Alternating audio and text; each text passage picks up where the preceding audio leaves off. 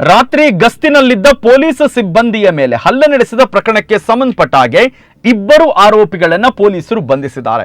ಮಂಗಳೂರಿನ ಉರುವ ಠಾಣಾ ವ್ಯಾಪ್ತಿಯಲ್ಲಿ ನಡೆದ ಹಲ್ಲೆ ಪ್ರಕರಣದ ಬಳಿಕ ಆರೋಪಿಗಳು ಕೇರಳಕ್ಕೆ ಪರಾರಿ ಆಗಿದ್ರು. ಸದ್ಯ ಆರೋಪಿಗಳನ್ನು ಪೊಲೀಸರು ಬಂಧಿಸಿದ್ದಾರೆ. ಬೆಳ್ತಂಗಡಿ ಅರಸಿನಮಕ್ಕಿ ಸಚಿನ್ KR 24 ಮತ್ತು ಪುತ್ತೂರು ನೆಲ್ಯಾಡಿ ಮಣ್ಣಗುಂಡಿ ಹೌಸ್ನ ಚಂದನ್ ಇಬ್ಬರು ಕೂಡ 24ರ ಹರೆಯದ ಯುವಕರೇ ಬಂಧಿತ ಆರೋಪಿಗಳಾಗಿರುವಂಥದ್ದು. ಮೇ 24ನೇ ತಾರೀಕಿಗೆ ಮುಂಜಾನೆ ಸುಮಾರು 2 ಗಂಟೆಯ ವೇಳೆಗೆ ಈ ಒಂದು ಘಟನೆ ಆಗಿರುವಂಥದ್ದು.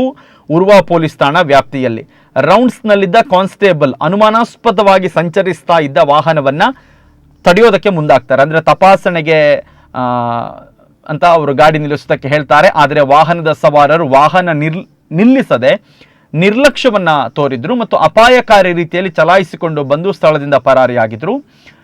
ಕೆಲವೇ ಸಮಯದಲ್ಲಿ ಆರೋಪಿಗಳನ್ನು ಅಲ್ಲಿ ಪೊಲೀಸರು ಓಡಿಸುವಂಥ ಪ್ರಯತ್ನ ಮಾಡ್ತಾರೆ. ಕಾನ್ಸ್ಟೇಬಲ್ ಮೇಲೆ ಕೂಡ ಹಲ್ಲೆ ನಡೆಸ್ತಾರೆ.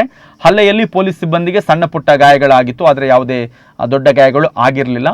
ಆ ನಂತರ ಇವರು ಪರಾರಿ ಆಗಿದ್ರು. ಈಗ ಕೇರಳದಲ್ಲಿ ಪರಾರಿಯಾಗಿದ್ದಂತಹ ಇಬ್ಬರೂ ಆರೋಪಿಗಳನ್ನು ಕೂಡ ನೋಡಿ, ಒಂದೊಂದ್ಸಲ ರಾತ್ರಿ ಕುಡಿದು ಮಾಡುವ ಅವಾಂತರಗಳು ಏನೆಲ್ಲ ಕಾರಣಕ್ಕೆ ಸಮಸ್ಯೆಗಳನ್ನ ತಂದೊಡ್ಡುತ್ತೆ ಅಂತ ನಾವು ನೋಡ್ಬೋದು. 2 ಗಂಟೆ ಹೊತ್ತು ಕುಡಿದು ಅಥವಾ ಗಾಂಜಾ ಸೇವಿಸಿಯೋ ಇನ್ಯಾವುದೋ ಮತ್ತಿನಲ್ಲಿ ನಾವು ಎಲ್ಲ ಪ್ರಜ್ಞೆ ತಪ್ಪಿಕೊಂಡು ಮಾಡ್ತೀವಿ. ಯಾಕಂದರೆ ಎರಡೂ ಯುವಕರದ್ದು ಕೂಡ ವಯಸ್ಸು 24 ಹೇಳಿ ಕೇಳಿ. ಸೊ ಈಗ ಕೇಸು, ಪೊಲೀಸರ ಮೇಲೆ ಹಲ್ಲೆ, ಅವ್ರು ಬಿಡ್ತಾರಾ?